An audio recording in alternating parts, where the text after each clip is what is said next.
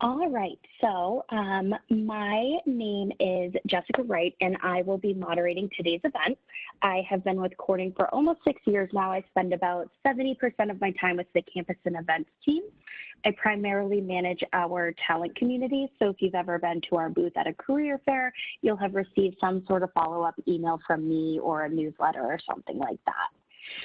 Just a few housekeeping notes. Everybody will be placed on mute, so we ask that you remain on mute for the duration of the presentation. We would like this to be interactive and engaging, so please feel free to send questions in the chat. We have started a discussion talking about pets and majors.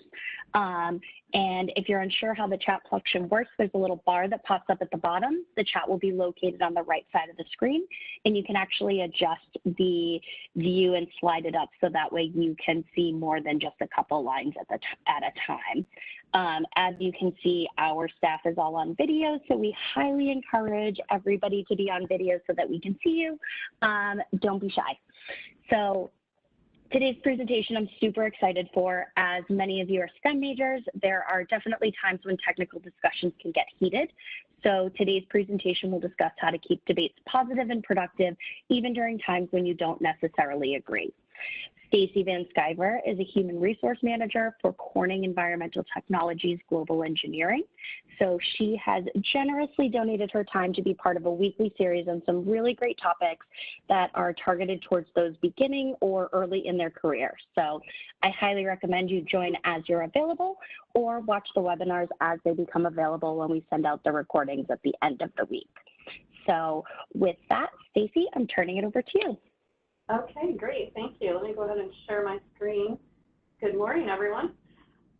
Jessica, are we okay? Can everyone see? Good. Okay, perfect. You are good. Good morning. So first of all, thank you all for taking your time to join these sessions. I know that we are all looking forward to them. I think it's going to be a lot of fun, and I think you're going to learn a ton. And so I'm going to go through the presentation slides very quickly. I only have about 150. I'm kidding. I'm kidding. I have just a few slides, and I'm going to walk through those and then definitely allow some time for us to unmute and use the chat feature, whichever you're more comfortable with. You can either verbally ask me over the phone or we can use the chat feature, because I really would like to get some engagement and discussion as we go as well. So as Jessica introduced, I've spent much of my career in HR and mostly in technical communities. And what I've learned is that we can all get pretty passionate and all get pretty energetic and enthusiastic about the work that we do. Within the technical community, because it tends to be so procedurally oriented, a lot of people can get really passionate about their solution and what they think will help to solve problems. And so this is sort of the culmination of what myself and another HR manager in our organization, Christy Langtree, have put together over a period of a few years, really helping our technical leaders and engineers and scientists within our organization to learn how to be more effective at having debate in an organization. Okay, so just a little bit about myself. I am a graduate of Mansfield University, so some of you may have heard that. It's in Pennsylvania, and my degree is in psychology and human resource management. And I'm on a local school board, so I have found that a lot of these tools, while we titled this technology debate, these are broad tools. You can apply these anywhere in your life. I can tell you I use them when I'm on the school board, when different members of our organization may be having some disagreement on the best solution. And I can tell you there's an organization, whenever you're on a school board, where people are all passionate and we all have the same goals, and sometimes we just believe there's a different path or a different solution that's best for our community and our taxpayers and our students. I apply these tools there as well. And I share that because I think that some of you on the chat, I saw you're going in supply chain, you're looking at HR. These are tools that you can apply anywhere. In fact, don't tell my family, but I use them sometimes at home as well. So definitely broad tools that you can apply. The 23 that you see, hard to believe. I can't even believe I say it out loud sometimes, but that's how long I've been in HR. So definitely this is a culmination of a lot of experience dealing with people and organizations and team dynamics that I think you'll find pretty helpful as you embark on careers. Before we get started, one of the things that I would like to ask you each to do is sort of envision a time in your life, whether it was in an employment situation that you've had, whether it was on a school project, a sports team, you name it, where you had to work with a group of people.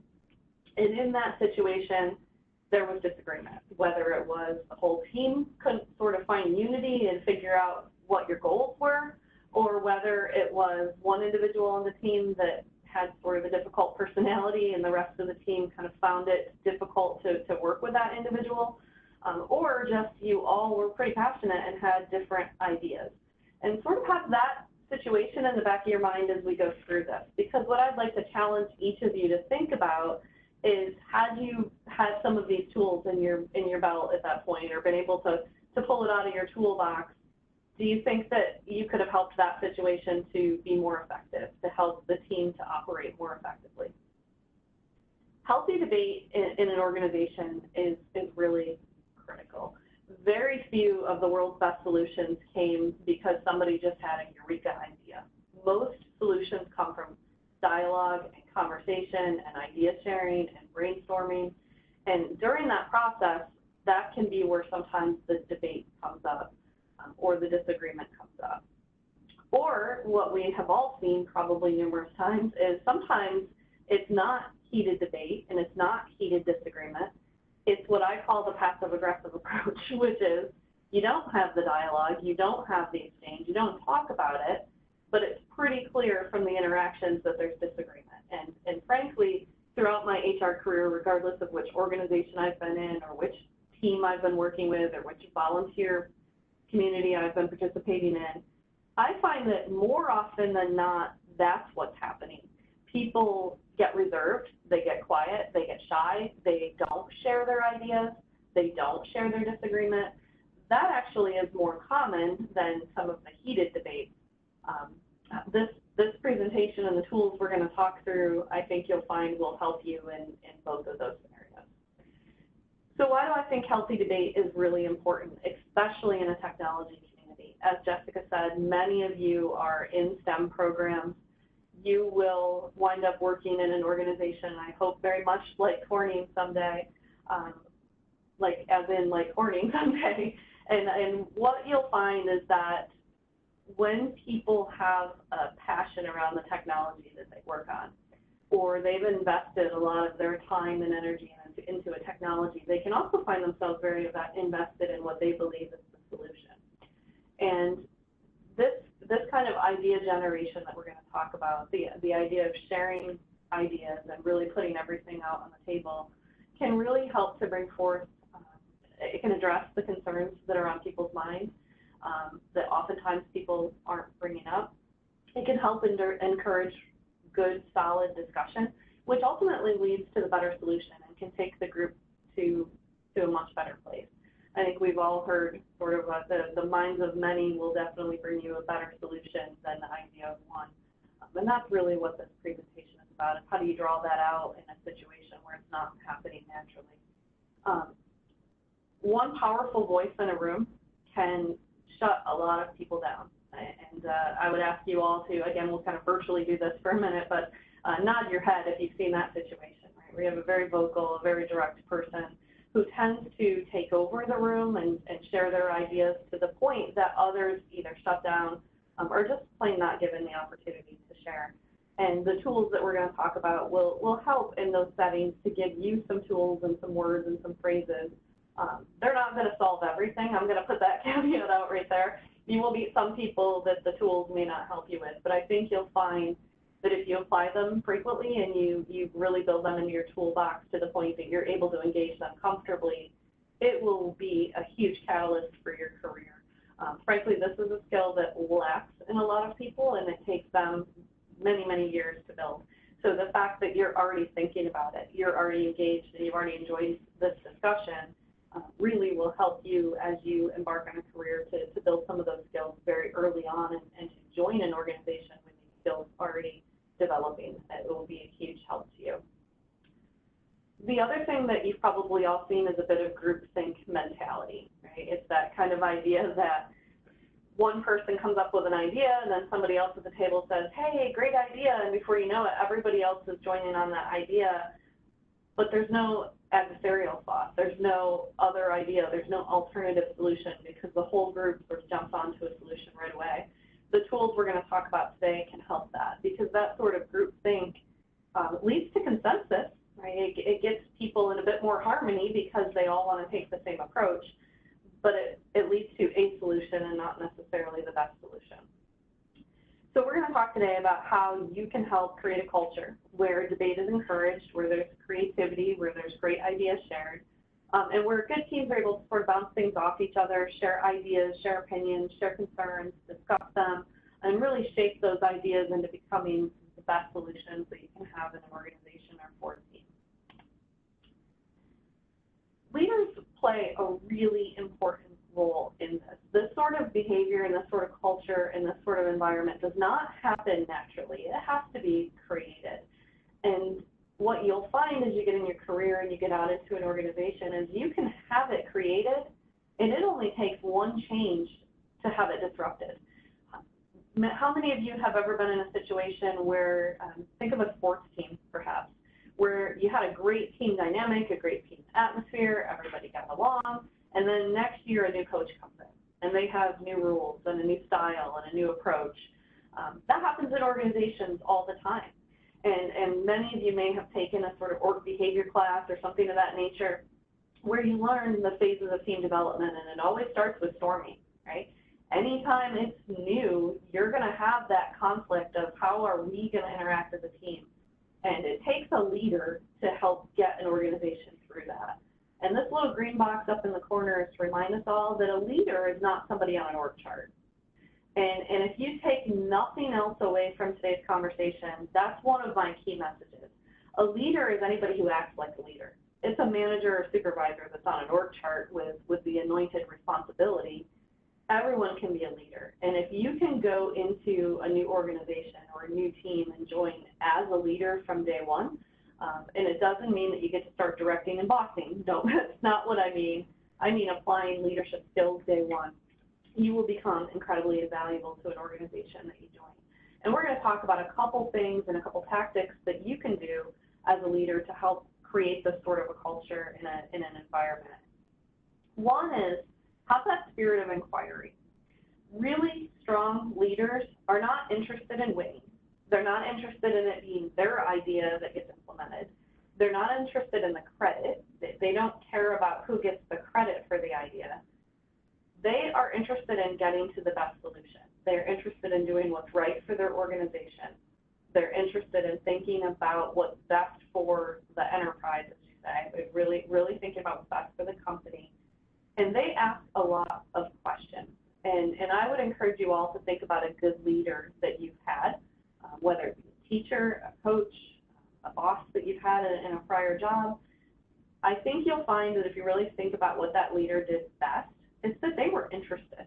They were interested in you. They were interested in your colleagues, your teammates. They asked a lot of questions. They were interested in your life. They weren't just interested in whatever the thing you were there to do was, whether that was win the swim meet or win the cross-country race or have the best performance at a band concert. They asked a lot of questions and they were inquisitive, and that's a really important trait to take. And I'm going to show you as we get a little later in the presentation how that can help with encouraging the debate. They're interested in the truth. They don't make assumptions. And that can be really easy to do, especially when you're new to an organization. You can hear one person say something and you can just believe that that's the truth.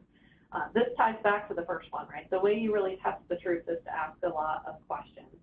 And it's really important when you're asking questions to engage from a positive standpoint. And where this particular characteristic is really important is with written communication.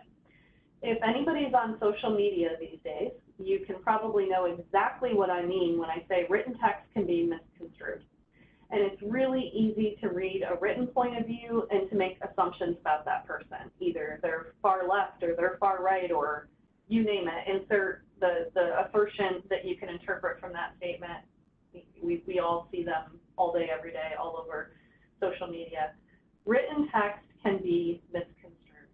I highly encourage you to learn to engage from a positive standpoint in a dialogue or in a conversation, as opposed to just immediately reading something, and whether it's in an email in an organization, whether it's in a text, or whether you're watching social media on play, really think about it from a positive standpoint and assume good intent from people, assume that they have good values, assume that they're good to the core, and ask questions.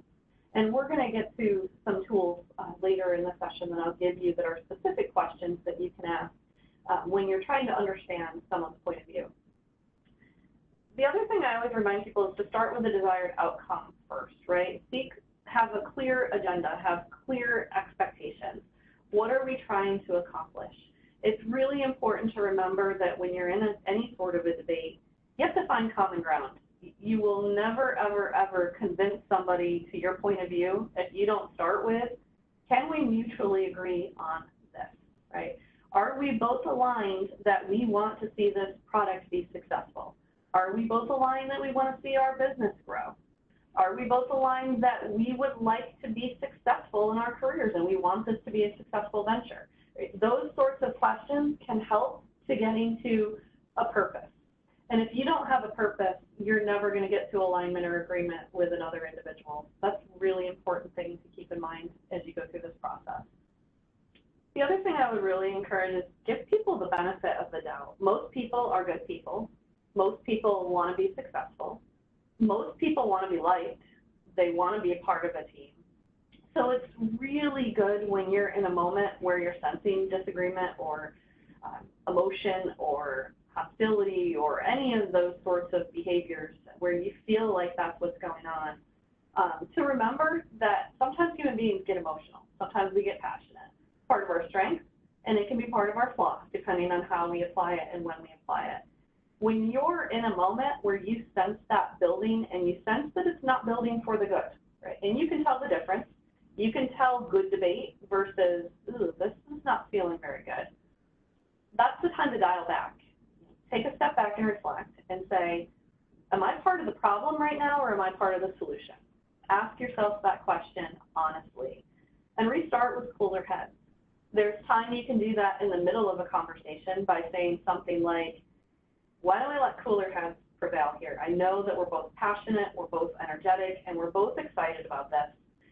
It may not be coming across the right way right now. Let's just take a step back and revisit this tomorrow. Or why don't we go get a cup of coffee? Or let's take a walk. Let's go outside. The sun's shining. Let's go out of the building and take a walk. Just little things like that to reset the conversation can be really helpful as opposed to letting difficult conversations escalate. A few more tools, and then we'll get into some specific questions that you can use. The first thing that I would really encourage you to think about, and you are all in school right now, so coming at this from a great position to keep this approach and not lose it. Be a continuous learner. Be a sponge. Want to know, want to understand.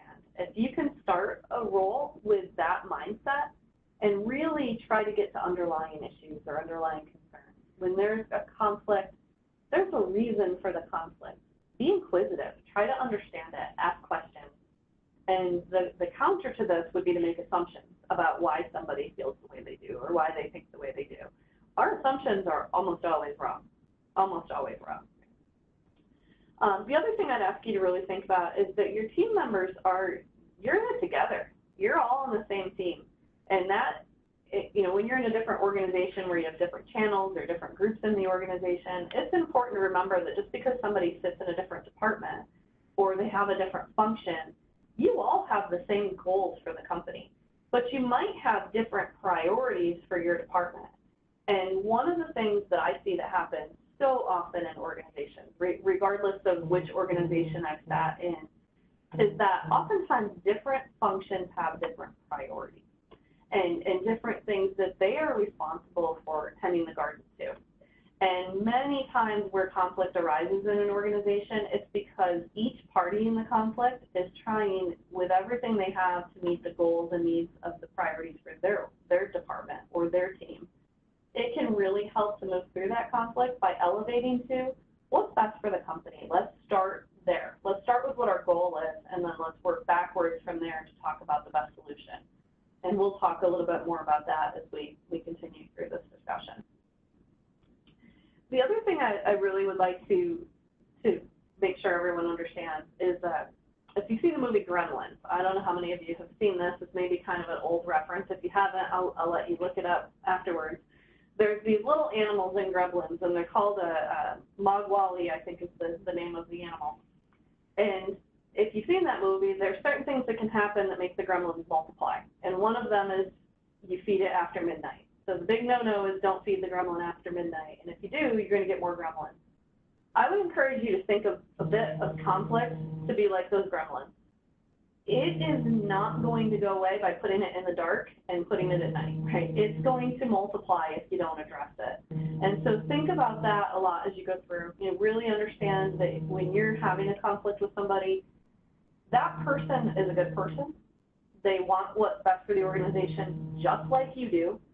Get to the bottom of why they feel the way that they do. And then make sure that everybody's comfortable with a process you're going to use if you're in a team setting.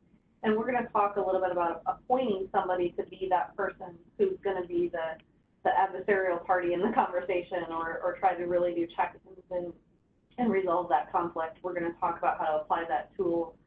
Before you apply tools like that, you have to make sure that everybody at the table really understands what you're trying to accomplish and what the process is. Okay, so this gets to some of the more fun part here.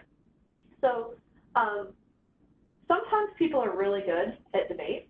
Sometimes people are really good at idea sharing and challenging ideas and thinking differently or thinking out of the box, as we say. If that's happening naturally in your team, let it happen. You don't need to put a process in place to address it. But if it's not happening, there's some things that you can do to help. And what I have here on the slide is in a bit more of what I would call an informal setting. This would be a lot of the one-on-one conversations or small group settings where you're having some disagreement on approach or disagreement on methodology. And these are some questions that you can put in your toolbox and pull out when you need them. So one, for example, and you can appoint, I love Christy, who helps draft this, calls it a designated deviant, and I love that. I think that's kind of a nice terminology. This is making sure that somebody is there to ask the counter question, that somebody's there to challenge the beliefs, the thought process, the answer, and sometimes just appointing somebody, that person, it makes it a bit more comfortable. Because as opposed to having to start out with disagreement or challenging, especially when you're a new team, if it's not naturally happening, ask somebody to play that role. It's a lot easier to challenge, to debate, to put alternative points of view out there if you've assigned somebody that role. The one thing that I would recommend is don't just assign it to the person who's already good at it. That can be a challenge that some teams have, is they anoint the person who's already really good at challenging and really good at alternative thought process, and they ask them to play this role. If you want to build the skill, have everybody on the team take a turn. And here's some questions, and as I go through these, first think about what you feel like would fit into your natural language and that you could see yourself applying pretty readily. So for one, if you're trying to seek clarification, if you're not sure why that person is thinking the way that they are, or what's driving their beliefs or their ideas, you could say something like, why do you say that? What's that mean? Another one that I like is, tell me more. Interesting. Explain. Right? Just simple words like that. How does that relate to our discussion? Or what do we already know about this situation? What do we know is fact? Do we have documentation with that? How can we build from there?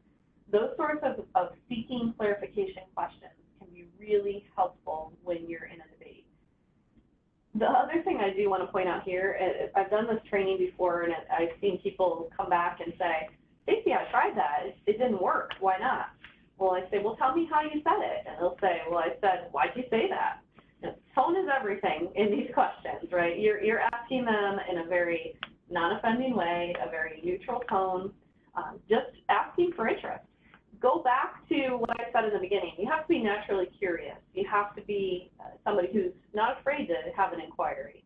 That's how you're going to ask these questions that we're talking through. They truly are the form of a question, not your opinion or just reasserting your point of view when you ask the question. The other things that we'll go through are how do you probe assumptions? So if somebody in a technical debate is making some assumptions, how do you probe those? So you might say something like, what are the alternative assumptions? What are our other options? What else have we looked at?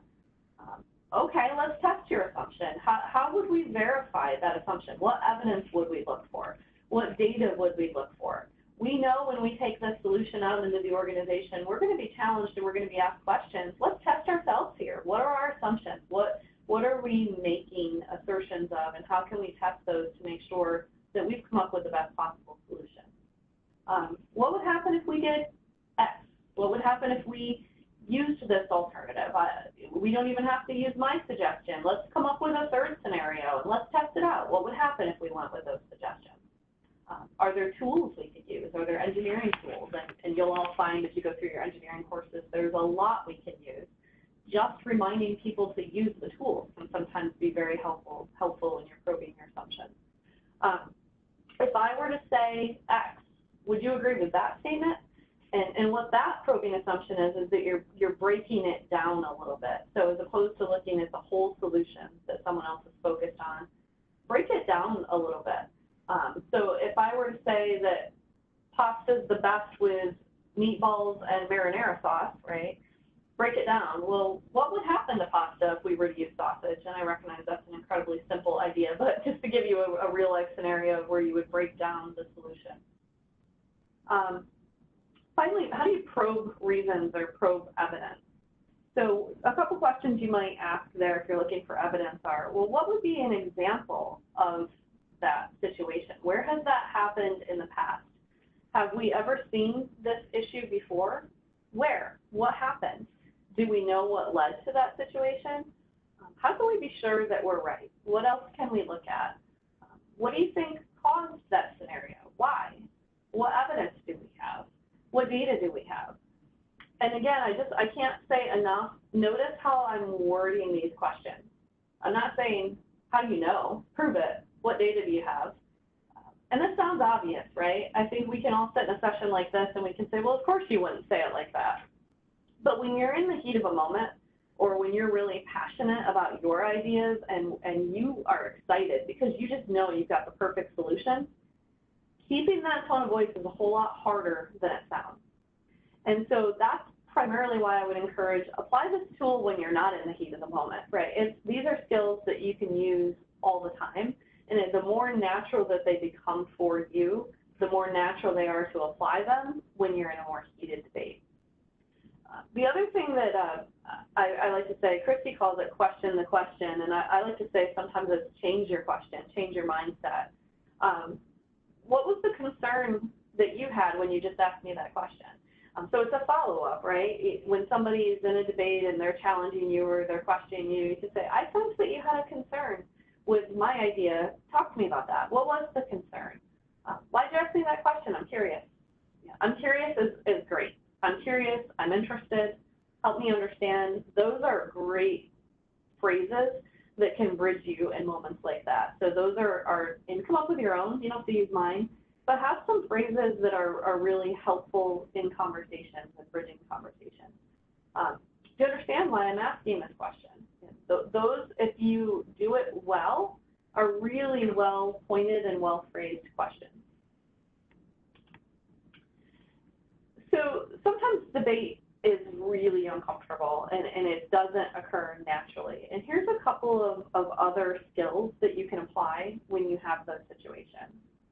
So when you have implications or consequences in a situation and you're really trying to understand the best approach, and I won't read these all to you, I'll let you sort of take a look through them and see which ones you can apply, but we'll take a few examples here.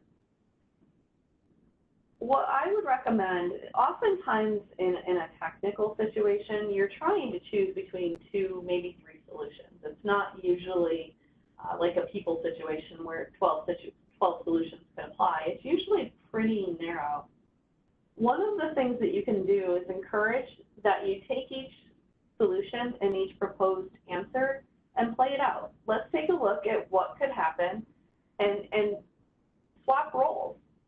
Have the person whose idea you're evaluating first be the devil's advocate or the designated deviant, as Christy calls it, right? Have them poke holes at their own solution. Have them look at why it won't work, where it could go wrong, what the hurdles are, what the obstacles are. And then you do the same thing for your solution. And if you're in a group setting, the whole group does it for every idea in every scenario. And then as you go through that, capture what could go wrong, what happened, what can we do, what are our options. And what that will help you to do is get a bit more factual and data-oriented in how you landed a solution and help diffuse emotion.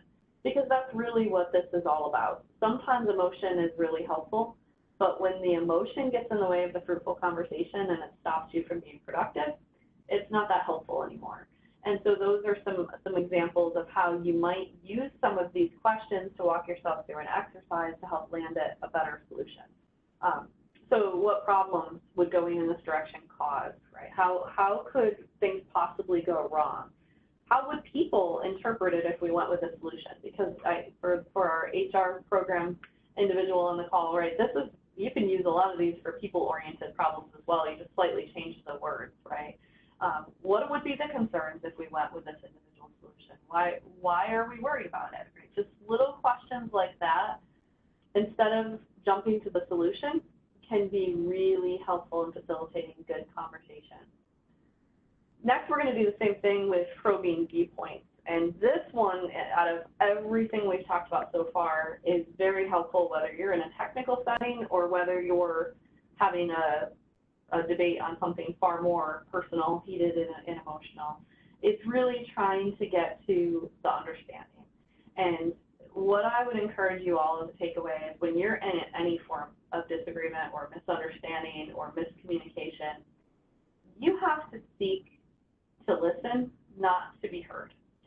And in any debate, if your number one goal is to have this stupid person who's not listening to you finally hear you, that's the wrong approach in a debate. You're never going to get to agreement, and you're never going to convince that person that your idea is the right way to go.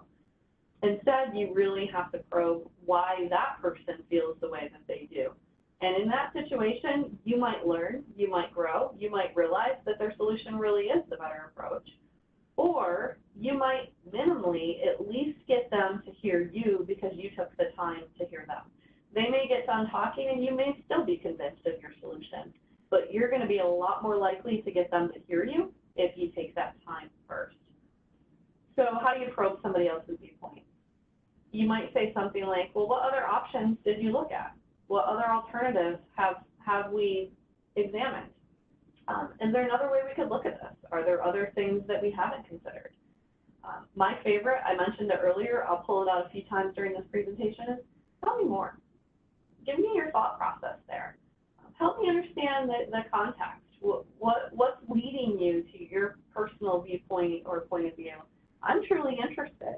I value you. I respect our friendship. I respect our working relationship. And I really am genuinely curious. I want to understand what led you to your point of view. Talk to me. Phrases like that can be really valuable when the conversation gets tough. Ask a question like, what reason would others have to disagree? And so you can use that, to test your groupthink. Even if you're not having conflict, but you're getting ready to initiate a change, these questions are questions I apply in those moments as well. Why might others not support this? What problems might we have in the organization if we were to implement this change? What could go wrong? Where will we have disagreement? Who will be the most important stakeholders who aren't going to support our approach? What do we do to get them on board? Ask a lot of questions. Asking questions helps you to learn, it helps you to understand, helps you to grow as a person, and it helps you to be seen as somebody who's collaborative in a work environment, cooperative, and willing to work towards a common goal. You will find that if you get really good at being a person who asks questions as your starting point, instead of asserting your own opinion or giving a direction as your starting point, you're going to land at better solutions in your life, and you're going to find that working is a whole lot more fun. It's a lot less debate and obstacles and a lot more fun. The other tool that I'll walk through, and then we'll get to some Q&A because I think that's the best part of the discussion, is when you're in a group meeting and you've had a discussion and you've had a dialogue and you think you've got consensus and you're ready to leave the room.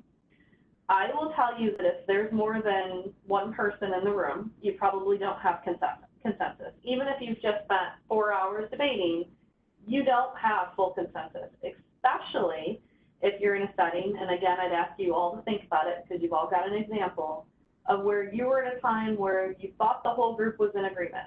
And then later you find out somebody else had an entirely different plan of action in mind or heard something entirely different in the discussion.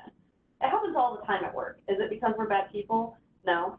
It could be because I was thinking about, this is snacks with Stacie. I could have been thinking about the shake I want to have for lunch. I could have been thinking about the homework that I need to help my kids with because we're in quarantine and virtual learning, right? We could have been thinking about anything.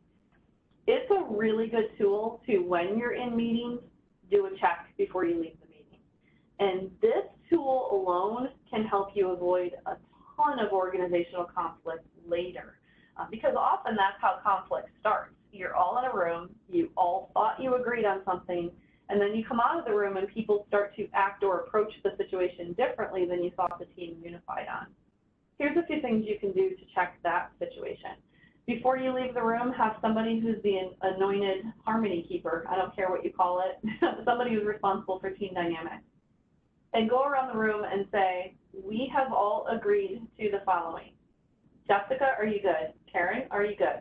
E, are you good? And everybody has to give a thumbs up or give a thumbs down, or thumb sideways. Thumb sideways means I still have a concern. And how is that helpful? Because that person that still has a concern, if they don't get it out in that room, and if you can't get that to alignment, it's going to come out, and it's most likely going to come out later. And the worst case scenario is that it comes out as you're presenting that idea to the director in your organization, or it comes out behind the scenes through the hidden grapevine or the water cooler talk, and you've lost credibility, both as an organization, as a department, as a team, but also as an individual. So you really want to know what people are thinking. And if you're the leader of that group, you may have to say, we're going to have to agree to disagree on this.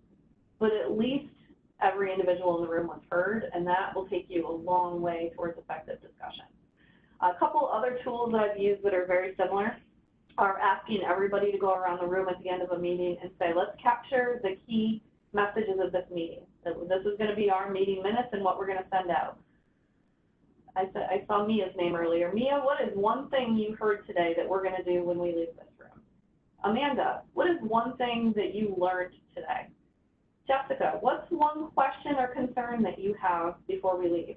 And you can do that depending on how much time you have available. You could have everybody in the room answer all 3 questions, or you could just do a quick around the room. And that's a really good way at the end of a meeting to do a status check on, are we all aligned? Are we all hearing the same things? And are we all on the same page with the key messages? So there are a couple tools that you can help to prevent the conflict from coming downstream. So I'm going to wrap up, and then we'll go to Q&A. So at Corning, I want to make this about Corning here for a minute. We have values that are very core to how we do our work and very meaningful to us. And one of the ways that we live our values is by respecting our colleagues and our coworkers and making sure that everybody can bring their whole self to work at Corning and be who they are. And so how can you help that as a leader joining an organization like Corning or another organization? It's to make sure that every employee in a meeting has a chance to have their voice heard. That is an incredible way to minimize conflict and disagreement and to start relationships off on a good foot. The other thing you'll find is that if one person has a concern, others probably have the concern as well, and really building this into your practice is a way for you to produce better quality work. If no one's asking the probing questions, assign someone. You can say something like, I get the sense we're all actively in agreement here. Let's test that. Let's make sure we really are. Jessica, I'd like to ask you for the rest of the meeting to be that designated deviant, or come up with your own term, right? I want you to ask us the challenging questions. Make sure that we've really tested this out and our solution is the best one for us. Seek truth and good ideas rather than be right. Seek the best idea and best solution rather than having it be your idea or your solution. And or it doesn't always have to be yours. It could be the person that's suggesting it that you both align with, your best friend at work, your boss. So really make sure that you grow into an organization by challenging and asking the right question. Clarifying that purpose up front can be really critical. If you're not all on the same page when you start out on a project or a meeting or a goal, then you're probably not going to end up on the same page. Keeping positive mindset and give people the benefit of the doubt. At the end of the day, as much as we all want to be perfect, because we all do tend to be pretty driven individuals, that's often how we got where we are, we're not perfect, and we're all going to have good days, and we're all going to have bad days. And if something doesn't feel right or seem right, it's probably not. Maybe the person's just having a bad day. Give them the benefit of the doubt, regroup, and come back tomorrow. Don't assume negative intent. Very few people have it. I've been in HR a long time in my career, and I can think of very few situations in my career where at the end of the day, I think the person was just set out to do wrong or to do something that was with bad intent. Very few times. Most of the time, most people have good intent and want what's right. If you sense that an email is becoming a debate, stop. Do not debate via text. Don't debate via email. Talk to the person in person. And if you can't, then pick up the phone, and even better, turn on this nice video feature on Zoom or WebEx or whatever tool you're using and look the person in the eye and have the conversation face to face. And when passions are strong, just let cooler heads prevail. And then take the time to build team rapport. And I think you'll find if you can kind of take this high-level key messages and apply it as you go out into the workforce, you will find that your job becomes a lot more fun, you enjoy it a whole lot more, and you're a lot more successful. So with that, I'll open it up to questions. Jessica, is there anything in the chat? I did get 2 questions. So one, first of all, I love this presentation. I love these techniques. I use a lot of them, and I learned a lot today. So this was great. Thank you so much. First one was, what's an effective way to neutralize the strong voice so that the group can get back to the topic at hand? Great question. So there's a couple tools, and some of them we talked today, and I'll give you a few others that I've personally used as well. What I usually try is something like, I hate using a name because I haven't looked at the whole participant list to make sure. I'm going to use my own name so that I don't offend anyone. So if I'm the strong voice in the room, just having Jessica say, Stacie, thank you so much for sharing your ideas. You've got some fantastic ideas. I'd like to take a minute and just hear whether others in the room have different ideas or different thoughts on this matter. I will tell you in my career, the vast majority of people, when they hear a statement like that, back right down. Because most people you're dealing with are professional, and they were just excited and energetic and really didn't know they were dominating the conversation. And or the other scenario I see a lot is they're talking because nobody else is. So they feel like somebody's got to fill the gap and they don't want the room silent, so they keep talking.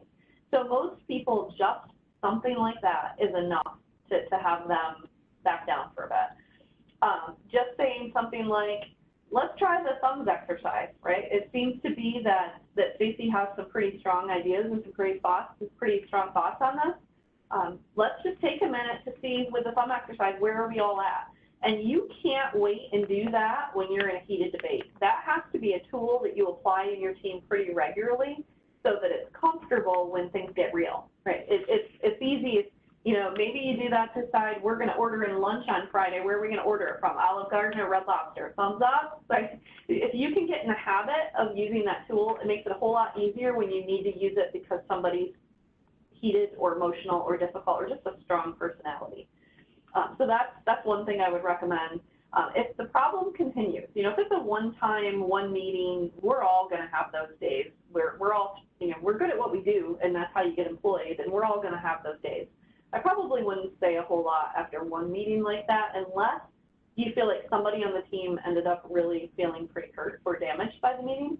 But after a meeting or two, or in the situation where somebody's really feeling hurt because they were left out or excluded, I might try to pull that person aside privately and say, Stacie, thanks so much for the ideas that you shared today in that meeting. I can tell you're really passionate about this and you feel really strongly about it. And we're just so lucky to have you on the team. one thing I did observe is that Mary didn't get to talk, and I noticed that Joe was pretty quiet. I can't help but wondering what's on their minds. Why don't we pull the team back together and let's make sure that everyone gets to share their thoughts on this? Again, I've never once, not saying it can't happen, but I have never had anybody tell me no at that point. Because you're just pointing out something that they didn't recognize, and once they recognize it, they usually feel pretty bad and they usually want to course correct it. You may have to try that a few times with some people, but I've really never come across anybody that after a few times you can't at least improve. Right? Some people are very opinionated and they're very strong-willed and they want to be heard. And if that's how people normally operate, you're probably not going to change them. Right? You're not going to change who they are. Personalities don't really change. However, we can all evolve. You know, if you think about the leadership spectrum, no matter where you're starting, we can all get better. We all have room to improve. And just trying some of those tools will, in my experience, at least temper it, even in the most strongly opinionated people, but will be a mass difference in most people. Just pointing it out. You know, one of the things, this is a little off topic, but I'm going to add it because if everybody joined an organization that I work in with this skill already in place, I'd be a very happy HR manager. Give people feedback. And it oftentimes what will happen, and this has happened in every organization that I've ever been in, even as a volunteer, so this is human nature. People want to go to people of authority to have them fix the problem.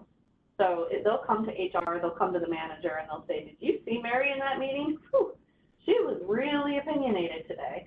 And they'll expect HR to solve it or the manager to solve it. I'm here to tell you right now what HR and managers love is people who can solve it themselves, or at least make a very valid effort to. You're not going to be able to solve everything without a position of authority, sometimes even with a position of authority, but at least try. Catching that person offline and just saying, can I share it? Do you ask their permission? Right? I always suggest that when you're going to get feedback to somebody. Ask permission. I noticed something today, and I'd like your permission to share it with you. Are you okay? And it sounds really awkward at first, right? The first few times you use tools like that, you're going to be thinking to yourself, this feels really weird. But I assure you, when you get good at it, it's second nature. I do that all the time.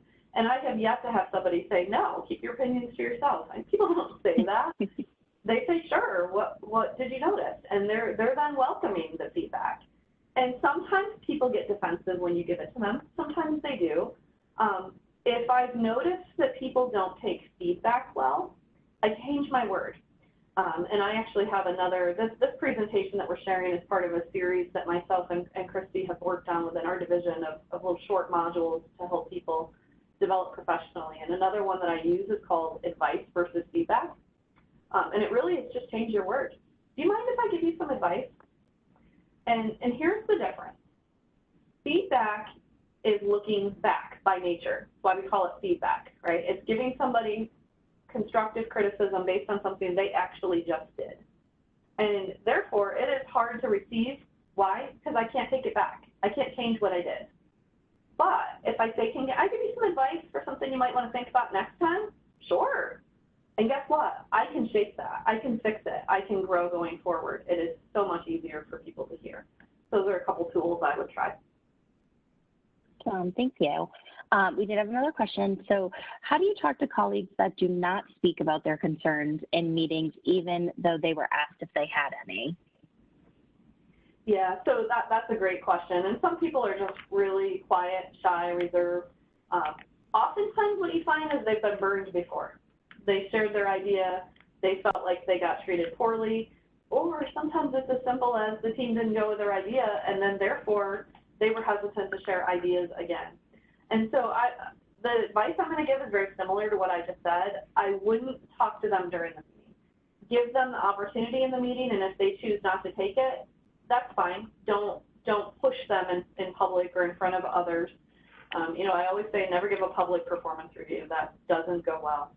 So pull them aside offline and say, you know, try to use a different, we'll go with lots of different names. Cindy, I couldn't help but notice in that meeting, you didn't say anything, but yet you and I had just had a conversation a few days ago, and you had some fantastic ideas.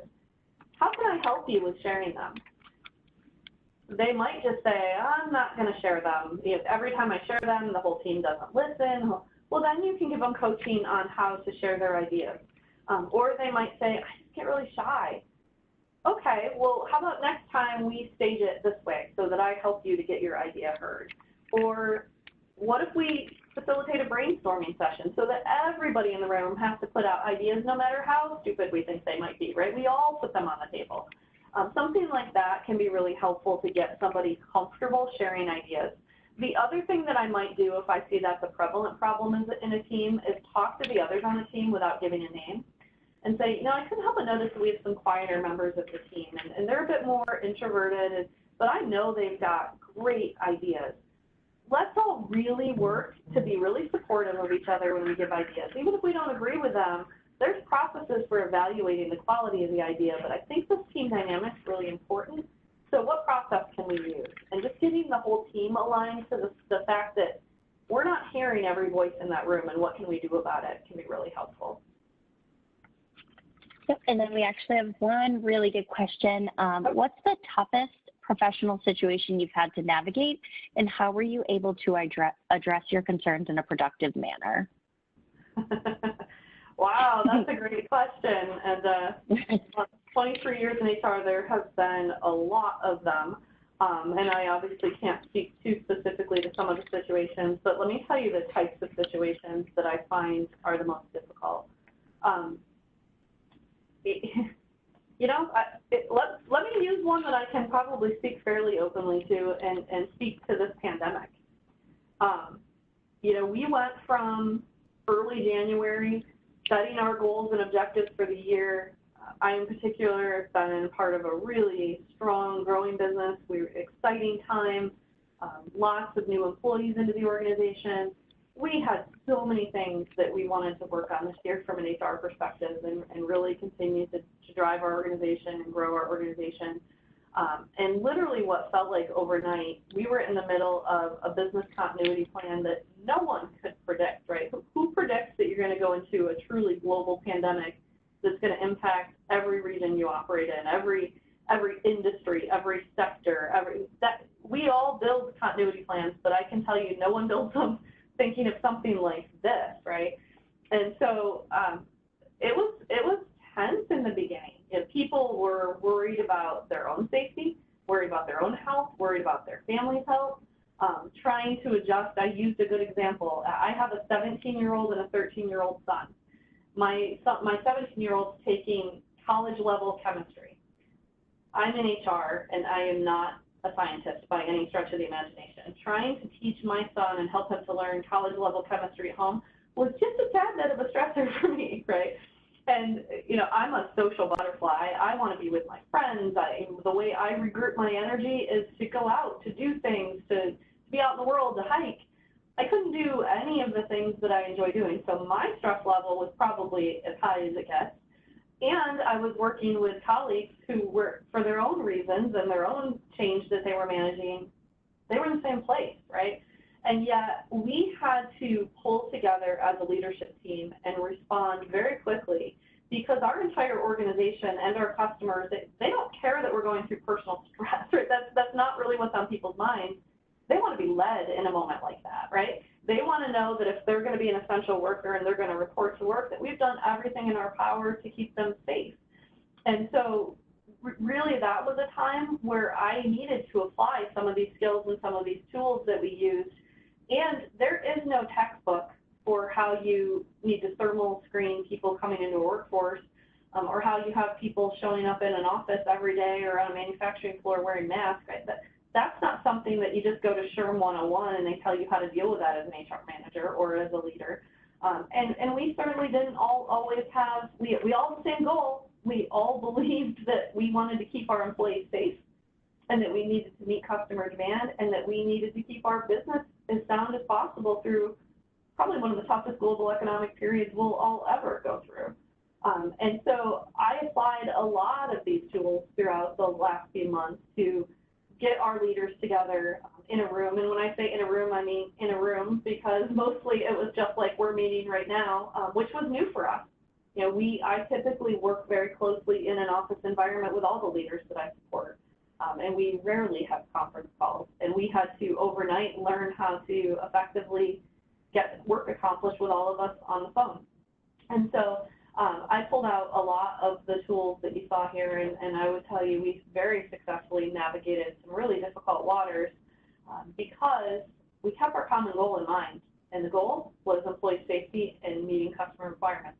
That's the goal.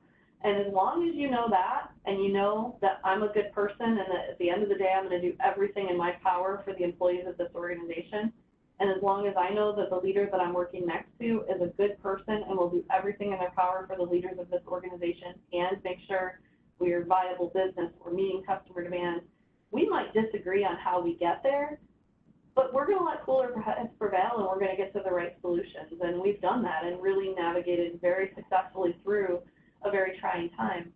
And the other thing that I would tell you is that every day as we went through that water, would I have told you that I didn't feel stress or frustration or sometimes even angry at someone else? That would be a lie if I said that, right? Of course, things could get tense at some point, right? This was an unprecedented, very difficult situation, and there were not a lot of answers. There was a lot of gray. So sure, there was frustration through that period.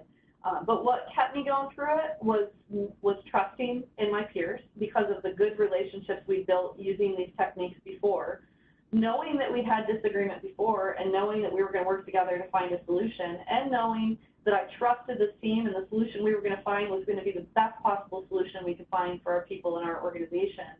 And I would tell you that whether it's a pandemic or whether it's a major business downturn or whether it's you're trying to do a startup, startups are really stressful business environments, right? As long as you build this rapport and you're really good at these skills, I guarantee you every time you will come through that situation building some of the strongest working relationships you have. This situation really stands out to me. I grew much stronger working relationships with some of the leaders in the organization because we had to be glued together through this. You know, I went through, it wasn't here, but another location in my career, pretty significant downturn.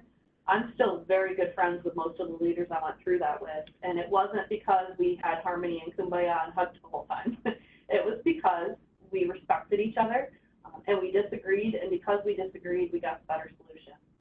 So I hope that answers your question, at least with the amount of specifics I can give, but you know, you'll go through challenging times as leaders, and when you go through those, that's not really when you want to have to be learning someone. You want to be able to have some disagreement about some of the more basic issues first, because when you're a leader and you're responsible for thousands of people, those decisions feel a whole lot more stressful, and knowing that you've already got those skills and build them early in your career will be really helpful to you. Awesome. Well, thank you so much for your time today, Stacie, and that great presentation. As mentioned, this recording will be available by the end of the week for everybody.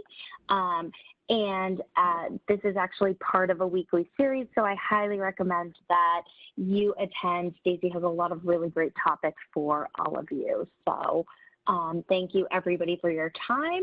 Thank you for the attendees for joining, Stacie for the presentation, and we hope you have a great rest of your day. All right, great. Thank you, everyone. Thanks. Stacie, thanks for a great presentation. Always a pleasure to hear you speak. You're welcome anytime. Thank you.